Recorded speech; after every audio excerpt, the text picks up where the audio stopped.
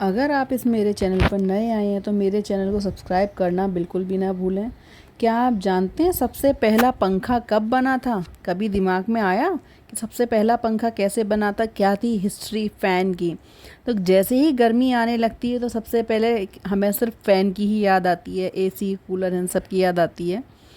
तो सबसे पहले शुरू में क्या हुआ था, जैसे ही हाथ सबसे पहले हाथ के पंखे वगैरह चलते थे और मोटी मोटी चादरें जैसी बनाई जाती थी छत पर, उनको रस्सी के थ्रो हाथ से हिलाया जाता था।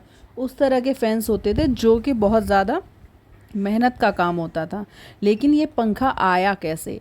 तो अगर आप देखेंगे दुनिया का पहला पंखा, बिजली पंखा, जिसे अमेरिकी इंजीनियर आविष्कारक शुएलर स्कॉट व्हीलन ने 1886 में बनाया था।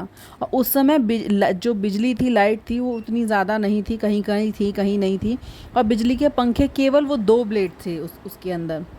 और ये एक खुली सी मोटर थी, जैसे आपने टेबल फैन टाइप के देखे होंगे उस तरह के थे।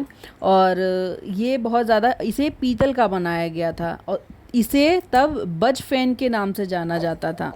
और जब ये इंडिया में आया उसके बाद क्या हुआ, जब ये यहाँ आया तो ये इलेक्ट्रिक, जितनी भी थी इलेक्ट्रिक चीज़ों से डिवाइडेड था।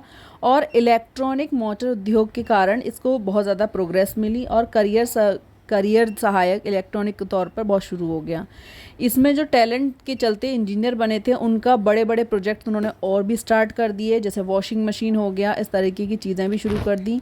भारत के ग्रीव्स कॉटन और इंग्लैंड के क्रॉम्पटन पार्सन के संयुक्त उद्यम क्रॉम्पटन ग्रीस ने 1906 में भारत में पहला बिजली पंखा पेश किया था। कंपनी 1930 की थी, जो भारतीय बाजार में सीलिंग पंखे, जो छत पर लगाते हैं, छत वाले पंखे जो होते हैं,